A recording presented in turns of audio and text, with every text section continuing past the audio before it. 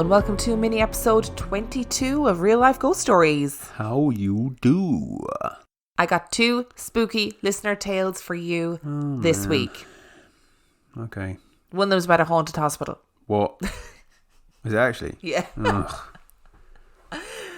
So our first story today comes from Erica. Are you ready? You know. I'll start off by saying that I work the overnight shift cleaning in a hospital. Oh no. I love my job, even if it can be gross on occasion. Anyway, since it is a late night shift, most areas I clean are closed and I am alone. Creepy already, right? I'm sure me listening to your podcast sometimes intensifies the creep factor, but I love you guys so much that it doesn't really bother me. My first paranormal experience at work happened maybe 3 or 4 months after I started. I was cleaning away, jamming to some sweet tunes, when I thought I heard a shriek of some sort from the hallway just outside the lab I was in. I will say that I always only have one earbud in so that I can hear any alerts that come over the speaker system, and I also don't want some other employee cutting through the area to scare the shit out of me. I paused my music and listened. I didn't hear anything, so I assumed I just imagined it. Just as I was about to turn my music back on, I heard it again. Not super loud, but it sounded like a woman letting out a shriek. I poked my head in the hole and saw no one. I know this wasn't anyone walking by in an exterior hallway because the lab was noisy, machines going all the time, so there was no way that I would have heard it from where I was. I was about to get back to work, just thinking my sleep-deprived brain was playing tricks, when I got this overwhelming feeling of dread. It felt like someone or something was standing right next to me and just glaring at me. All the hair on my arms and neck stood up, and I was so freaked out that I wanted to just say fuck it and bolt. Somehow I managed to gather enough courage to finish cleaning as quickly as possible and get out of there. I didn't mention it to my co-workers because I didn't want them to tease me. This next story occurred in another area in which I was cleaning by myself and no one was anywhere nearby. I had just come back from my lunch break and was about to begin cleaning the area when I thought I heard footsteps. I knew I should be alone, but just in case I did a walkthrough of the small area and saw no one. I shrugged it off and began my work. A few minutes later, I heard footsteps again. As I was listening for the steps, I heard my name whispered from maybe a few feet behind me. My blood ran cold and I froze. I was scared to turn around. As I was having an internal argument about whether to turn around or not, I heard my name whispered again. This time, right in my ear. I whirled around and of course no one was there. Cue the massive anxiety attack. I called my supervisor, freaking out, and told him what had happened, hoping he wouldn't think I was nuts. He was very understanding, and then said very casually, "Oh yeah, this hospital has spirits everywhere." I was in the same area from story number 2. I was in the restroom, and as I was finishing up washing my hands, I heard the bathroom door shake like someone was trying to open it. I could also see it moving in the mirror since the door was behind me. I thought this was weird because no one should be around, but I just called out, "There's someone in here." As I was drying my hands, I turned around and the whole door began shaking back and forth, pretty roughly. It was then that I noticed the handle was not jiggling. The whole door itself was shaking. It's a pretty good thing I had already peed, or I might have had an accident. After maybe 10 to 15 seconds of sheer terror, the door finally stopped moving. I unlocked the door and slowly opened it, and there was no one there. I think my heart stopped for a few seconds. Once I could breathe again, I made myself walk the area again and still saw no one. The hallway outside the area was empty too. There was only one door anyone could have come in, and it was right by the bathroom. It's a big heavy double door, so I definitely would have heard someone coming in. An hour or so later, I was on my way to another area and was passed in the hallway by some nurses rolling a corpse to the morgue. Definitely not unusual in a hospital, but given the experience I had right before, it seemed to be way too eerie to be a coincidence. My supervisor has had the most experiences. Everything from footsteps when no one is around, hearing his name called, and curtains billowing out on their own with no air conditioning or breeze to blame. His scariest one occurred where my second and third stories took place. He was shoved by an unseen force hard enough to make him take a few steps back. Other co-workers have experienced voices, bangs, and feeling like they're being watched in many areas of the hospital. I'll wrap it up by saying that I don't think these experiences are anything demonic. It's a hospital. People die here. It would be silly to think there would never be spirits here. My word. Is Erica the bravest woman that has ever existed? I think she's up there. I think so. Definitely up there. There is no way in any of those stories that I would have continued cleaning. No, and that's showing some commitment to your work. I really hope your supervisor appreciates that. Continues to work even through being haunted. Yeah, even while a ghost is whispering your name in the ear.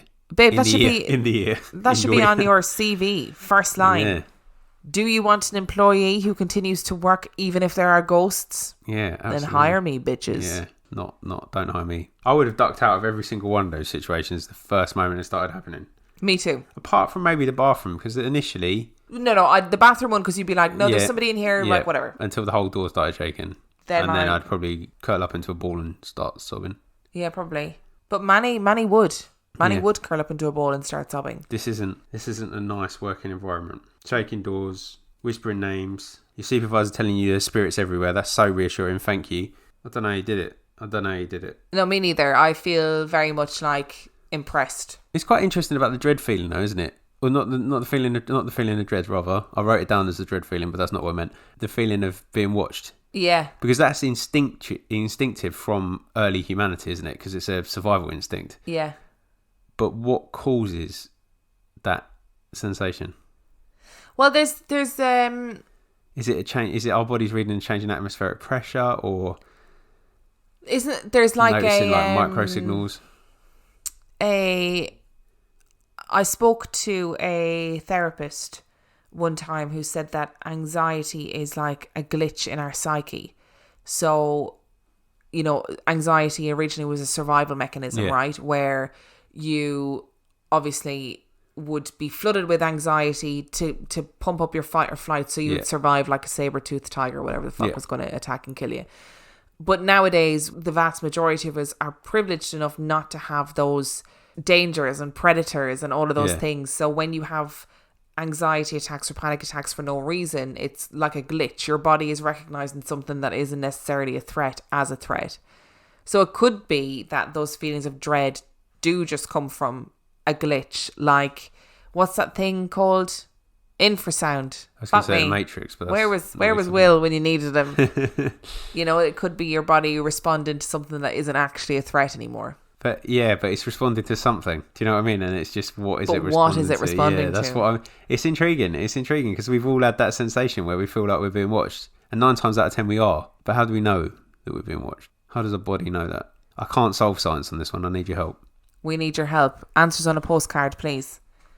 And our second story comes from Ricky, and also comes from the lovely world of Norfolk. Are you ready? No, it's a little bit too close to home. There's a Norfolk in America, though.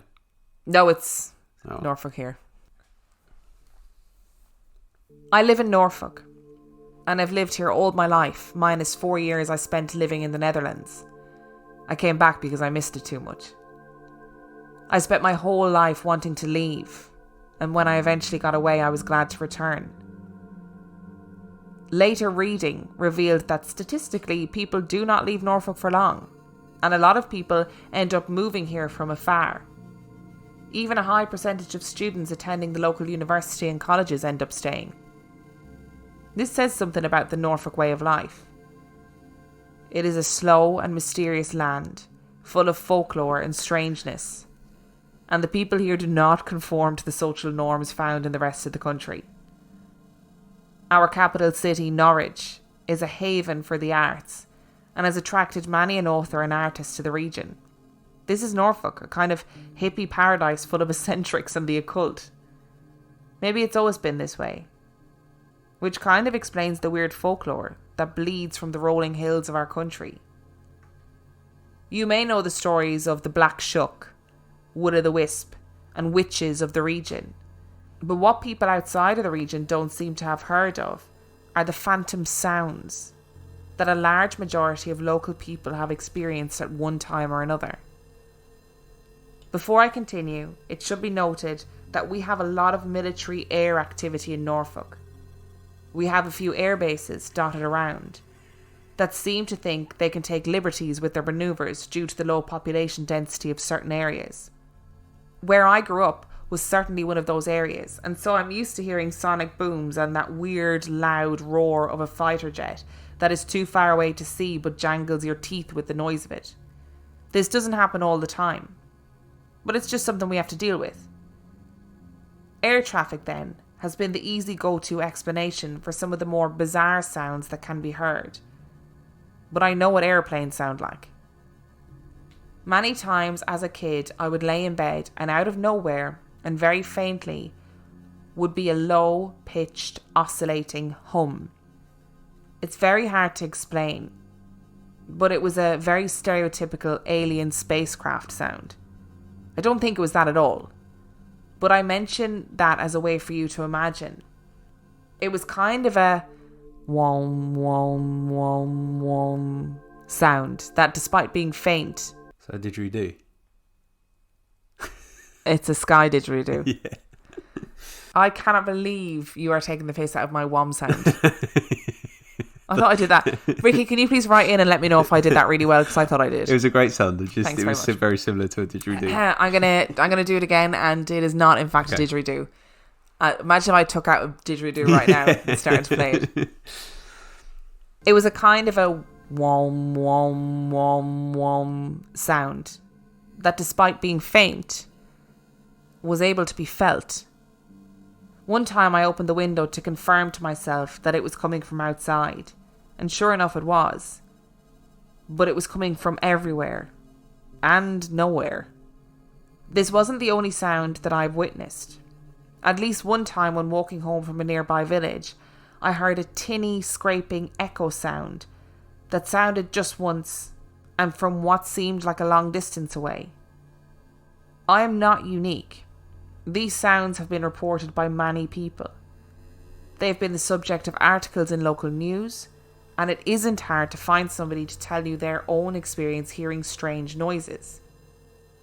I've heard one theory that involves RAF Woodbridge, the centre of the famous Rendlesham Forest incident, which is colloquially referred to as UK's Roswell. I guess this has planted RAF Woodbridge in the minds of many in this region as the UK's Area 51. Of course it isn't. This doesn't stop many people from thinking that shady things are happening on that base that could be the cause of the weird mechanical sounds that fill the skies sometimes. I don't know what I believe, but it is strange, and it is probably the only weird phenomenon that I've ever witnessed outside of my experiences with psychedelics. Seeing as most of my experiences with this happened as a child, I don't think I was dabbling back then. So before you blame drug use for this, let me strike that off the list right away. I know this wasn't really a story as much as a report, but I thought I could give you guys something new to look into. I would like to point out that I would very much like to cover the Rendlesham Forest case at some point, but I am too frightened, so... I volunteered to do it before time slips, and you said we can't do another alien one. Well, now we can. Brilliant. Potentially it was because we had just done an alien one. Yeah, I think it probably was actually. But so I've heard people in Norfolk talking about the second sound that he described. The tinny... Yep. Oh, tell me. Yeah, no, it's not too different from the story that Ricky describes. I've just heard people in the pub talking about it, the one that I used to work in that it's just an accepted thing. I haven't heard about the oscillating didgeridoo sounds before. Maybe there's a... I know that's not how Ricky described it. I know it just sounds like a didgeridoo because of your interpretation of it. Maybe there's a didgeridoo orchestra somewhere maybe. in Norfolk in the wilderness. There's so many air bases in Norfolk and on the Suffolk border. It wouldn't surprise me if it was some kind of shady military tech. Really? Yeah. But I guess if you were going to do shady military tech, in terms of the UK, Norfolk is one of your best bets because it's so sparsely populated. So you could fucking do what you wanted. And apparently everyone accepts weird sounds in Norfolk. So it's just a fact of life. They're a good people because not a lot bothers them. I love that kind of attitude. They've got business to get on with. And if it doesn't interfere with their business, live and let live. Yeah. And I'm down with that. Sound and let sound. Yeah. It's fine. What do you think it is? I think it's probably tech of some description. It's just that weird... we've seen footage, not from Norfolk admittedly, but we've seen footage of this sound, haven't we, before? This metallic scraping sound. And it's just weird. And that really gives me the heebie-jeebies because I don't know why. It just really freaks. And I agree. I don't think it's like alien stuff or anything. But it's just that footage of like the trumpets in the sky, that's often what it's referred to as, gives me the heebie-jeebies. I'm just waiting for the time that some like professor of Assyrian history comes out and goes, oh no, that's the sound that the trumpets made back in the biblical times, and therefore that's the trumpeters of the end days. Well, people say that all the time about it. Yeah. That it's they're heralding doom. Interesting parallels with some stuff I've heard and things that I've encountered in terms of the RAF bases, the sounds. I've seen the RAF that sounded really mysterious. Things that I've encountered, and you're doing suspicious eyes. Whenever I'm driving to my parents on my own and I can time it, I drive past the airbase that's got a parking lot at the end of the runway, so I can just sit and watch the planes. That's what I was talking about. Oh, okay. Sorry. That's not actually that mysterious. Not mysterious at all. No. I'm also hoping that this Ricky is the wrestler Ricky from Norwich, and he's listening to our podcast. It's probably not. It's not. Oh. Ricky also messaged us about people living, like wild people living in the forests in Norfolk. Okay. Which I really want to look into because I feel like that is a very Norfolk thing to happen. In a good way. I'm all for it. If people want to live wild and feral in the wilderness, you go. You do you. As long as it's not... Yeah, not cool if it's Deliverance style. We're not down with that. I'm on the edge of my seat. Are you okay? I'll be alright. Well, it kind of reminds me. So we had a weird thing happen post Dybbuk box, which is really strange. It's nothing to do with Dybbuk box. No, it's clearly not, because it would be the weirdest outcome of the Dybbuk box. No, it just happened the like same day. Yeah. I don't know what it was. So I was having a nap. So I was just sort of like waking up from a nap. And Dan was beside me. You were reading or whatever you were doing. You were reading. It was like in the afternoon. It was bright. It was sunny. It was beautiful. Obviously, I'm wasting all that sun and beauty by sleeping, clearly. Somebody strummed a guitar in our bedroom. It was just one strum. I don't know what... And it was in the bedroom. It sounded like it was in the bedroom. I don't know what else to say. Like, that is literally what happened. Yeah. So I thought that Dan was playing something on his phone. Yeah. And I looked up because I was annoyed that it was so loud. And I was like, what was that? And Dan just went, what did you hear? And I was like, a guitar? How weird. And it was really weird. I mean, it's obviously like... somebody must have walked by with a fucking guitar or something. I don't know, but it was so strange. It sounded like it was in our room, though. That was the thing that was weird about it, because it just sounded like there was someone in front of us that just went ding. It was, and it was definitely a guitar. And it wasn't a mouth sound like that. It sounded like, that reverberation of a string when it's just been... It was very odd. It's just said I'd let you know, speaking of sounds. Because we haven't really spoken about it, have we? No. No, and now we're talking about it. And we also haven't spoken about infrasound for ages either. No, we haven't. So infrasound. It's all infrasound. Everything is infrasound. All of the sounds are coming out today. Yeah. If you enjoyed this week's episode, you can find me on Instagram at Real Life Ghost Stories. You can find Dan on Instagram at 50p Movie Club. You can find us on Twitter at Real Ghost Pod. You can send in your own spooky story to Real Life Ghost Stories Podcast at gmail.com. You can find us on Facebook. We are Real Life Ghost Stories Podcast. Give the page a like, leave a review if you feel so inclined. And also join our supergroup, which is RLGS Supergroup. And the password is Emma and Dan. You can also support us on Patreon, which is patreon.com/Real Life Ghost Stories, where for $5 a month, you get extra content. For $2 a month, you get extra content. Everybody wins. It's a glorious time. Yes. If you want to buy our merch, subscribe to our YouTube channel, anything you want to do, all of the links to everything are in the description of this episode. I mean, not anything you want to do. We can't help you skydive or anything like that. Oh, we probably could if we really tried. True. And on that note, we shall see you next week. Bye.